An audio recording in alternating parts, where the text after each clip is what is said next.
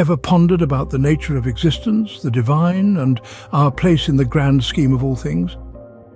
We all have, at some point, found ourselves grappling with these profound questions, our curiosity piqued by the mystery of our existence and the intricate tapestry of the universe. This curiosity is an inherent part of being human, a spark that ignites our relentless pursuit of understanding. It drives us to explore, to question, to seek answers, and often it leads us down fascinating paths of philosophical and spiritual exploration. One such path is Sufism, the theological explanatory branch of Islam, a philosophy that delves deep into these existential questions. It's a perspective that encourages deductive questioning, leading us towards answers based on evidence and logic. It's a path that invites us to consider the divine in a new light, to challenge our preconceived notions and to seek a deeper understanding of our place in the cosmos. But what makes Sufism so unique? Well, it starts with a fundamental question, that if God is omnipotent, omniscient and omnipresent, then what was there before all existence? If nothing existed except God, then what was the raw material for creation? Sufism offers a thought-provoking answer. The real evidence we have in front of us is this infinite universe. If universe is infinite, then God cannot lie outside of it, because there is no outside in infinite. If he is inside, then he is limited, and thus is not God. This leads to final conclusion, that he is all-encompassing. All universe, all creation must be an extension of him from his essence and from his divine body. This perspective paints a picture of the universe as an integral part of the divine, not separate but an extension.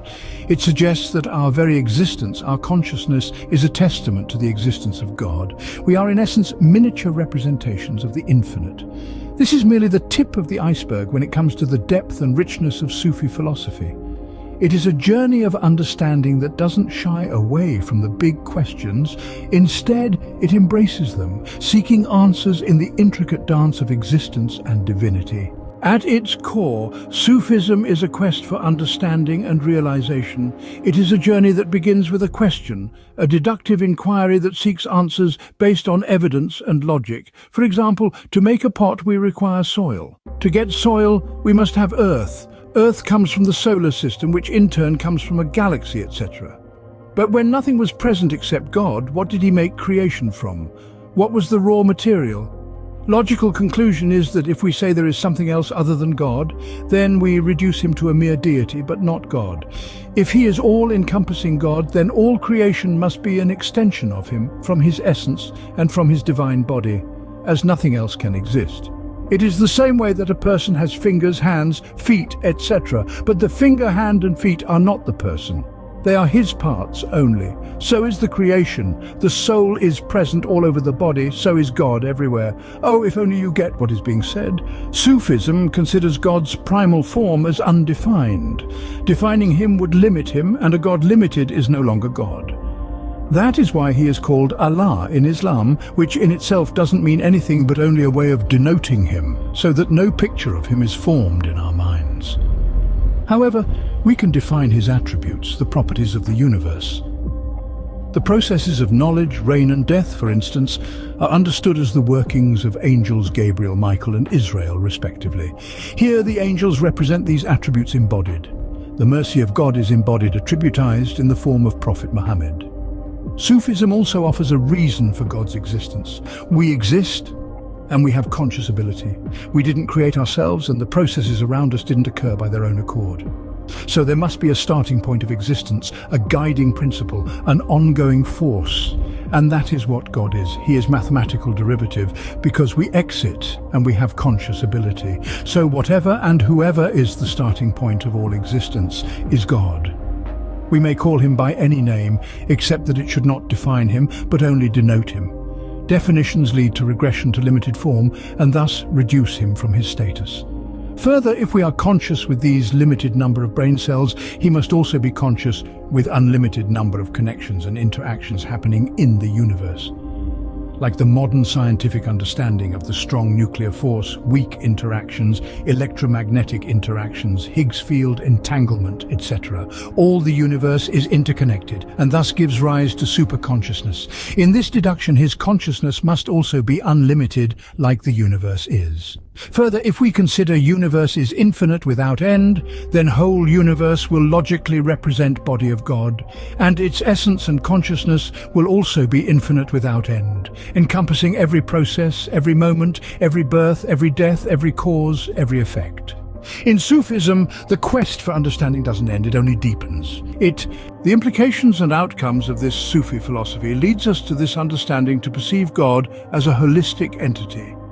His divine consciousness is infused throughout the universe, much like the soul pervades the entire body. It's a notion that transcends the physical and ventures into the realm of the mystical. God, in this perspective, is everywhere and in everything. God is not viewed as a deity, but the essence of existence itself. He is not an entity to be seen or defined, because defining him would mean limiting him, reducing him, and that contradicts the idea of an all-encompassing God. Instead, God is experienced as the underlying reality of all existence, the divine consciousness that pervades the universe, the essence from which everything springs forth and to which everything ultimately returns. For Sufism, God's primal form is undefined. This concept is a cornerstone of Sufi philosophy, a reflection of the unbounded nature of the divine. This is the reasoning behind circumambulation of Kaaba. The holy Kaaba is empty inside. No idols, no forms, all prayers are towards it from outside, and when one prays inside Kaaba, all prayers are outside. Ponder over it. A paradox, you might wonder? Not quite. It's a recognition of the limitless, the infinite, the all-encompassing nature of what we call God.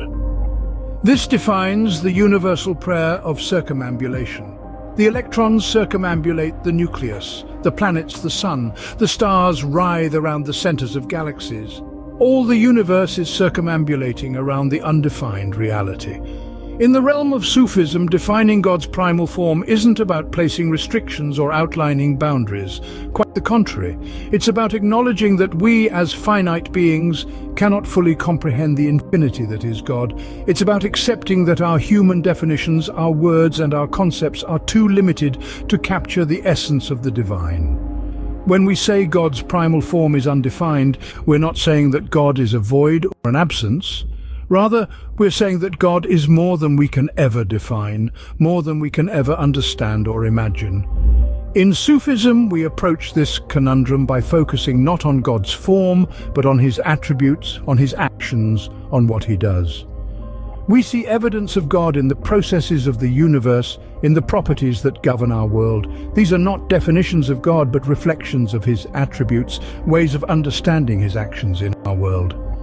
In this way, Sufism navigates the paradox of the undefined primal form. It's a journey of exploration, a quest for meaning in a universe that is vast and infinite and eternal. Our role, therefore, as conscious creatures becomes to explore the infinite till eternity, that gives us purpose, gives us definition. This world, in this context, is considered a mere training ground to refine our conscious abilities. The paradise worlds awaiting us are infinite, as our job description is eternal. In those paradise worlds, we won't require any more to go through suffering, as we would be satisfied in exploration of infinite abilities of God. The hell, on the other hand, is being stuck in animal form and thus suffering. In Sufism, the mercy of God is personified in Prophet Muhammad. This interpretation is profound, illustrating the divine's compassionate nature through human embodiment. It's a concept that intertwines the divine with the human, emphasizing the inherent mercy that exists within the divine consciousness. In Sufism, as denoted by Islam, the mercy of God is embodied in the form of Prophet Muhammad. In one anecdotal hadith, it is said that Allah once declared that he has kept only 1% of his mercy in this world. Rest 99% has been kept for the Day of Judgment. It is taken in Sufi theology, the birth of Prophet Muhammad in this world as 1%, and Prophet Muhammad's ability to save us in hereafter worlds as the rest 99%. Prophet has been the named Rahmatul lil Alamain for this purpose, but why Muhammad? Why is he seen as the face of divine mercy? To answer this, we need to understand the Sufi perspective, which considers Prophet Muhammad as Rahmatulil Alamein, mercy to all and everything. He is viewed not just as a prophet, but a living embodiment of divine mercy, a beacon of compassion and kindness radiating God's love to all creation. God has mercy as one of his attributes. The prophet is mercy for all, materialized and manifested. This is the cornerstone of a Muslim's love for Prophet Muhammad, which most non-Muslims fail to understand.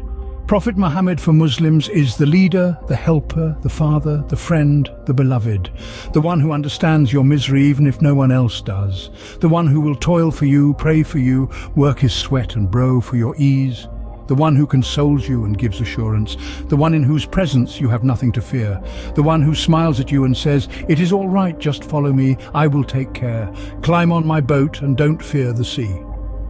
In this context, Prophet Muhammad is more than just a historical figure. He is a symbol, a manifestation of God's mercy, personifying the divine attribute of compassion in a form that humans can comprehend and connect with. This belief underscores the essence of Sufism, which seeks to understand and experience the divine through love, compassion and mercy. Allah says in Quran, "My mercy prevails my wrath." This, a Sufi says to the world, understand your prophet, O people. Sufism is not just a philosophy, it is a journey of understanding. A journey that invites us to question, to seek and to understand the very essence of existence. It is a path of discovery, a voyage towards understanding the divine consciousness that pervades the universe.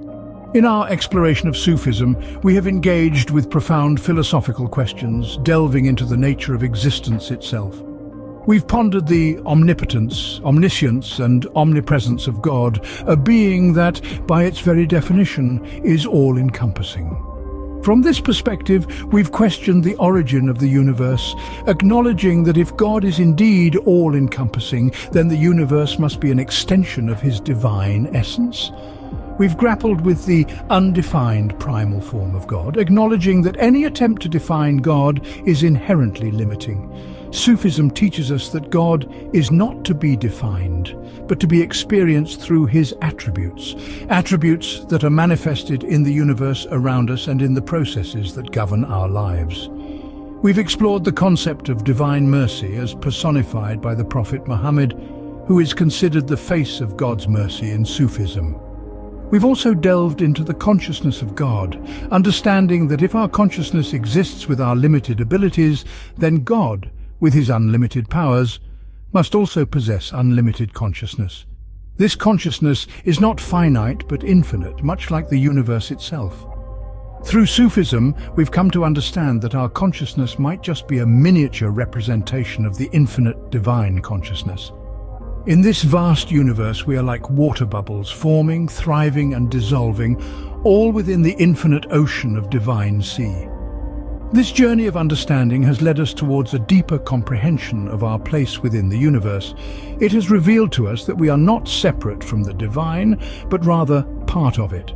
This realization invites us to look beyond the physical and material aspects of our existence and to seek a deeper connection with the divine consciousness. Sufism, therefore, is not just a set of philosophical ideas. It is a path of self-discovery and realization, a journey of understanding that guides us towards a deeper connection with the divine. It invites us to question, to seek and to understand. And with that, we conclude our journey into Sufism, having delved into the depths of divine consciousness and our existence within it. This is not an end, but rather a beginning, a stepping stone towards a deeper understanding of our existence within the divine consciousness. The journey of understanding continues, inviting us to keep questioning, seeking and understanding. In the vast cosmos of Sufism, there are numerous stars that illuminate the path of understanding. Among them, Sufi saints like Rumi, Ghazali and Mansour have left an indelible mark on the spiritual landscape, their teachings transcending time and borders. Jalaluddin Rumi, the poet of love, with his enchanting poetry, invites us into a world where love is the ultimate truth. His verses guide us towards self-realization and divine communion, encouraging us to shed our worldly attachments and embrace the love that pervades the universe. Al-Ghazali, a beacon of Islamic philosophy, bridges the heart and mind, offering insights into the soul's journey towards God. He encourages us to seek knowledge not just for the sake of intellectual curiosity, but as a means to cultivate wisdom and deepen our connection with the divine. Mansur Halaj, with his profound yet controversial proclamation, Ana al-Haq, I am the truth, challenges us to confront the deepest aspects of our existence. His words invite us to recognize our inherent divinity, to understand that we are not separate from God, but rather manifestations of his divine essence. Each in their own way serves as a luminous guide on the path of love, wisdom, and mystical union. Their words echo through centuries, touching hearts and awakening souls. Their legacy is a testament to the transformative power of Sufism, a mystical tradition that continues to inspire, heal, and guide us towards a deeper understanding of our existence within the divine consciousness.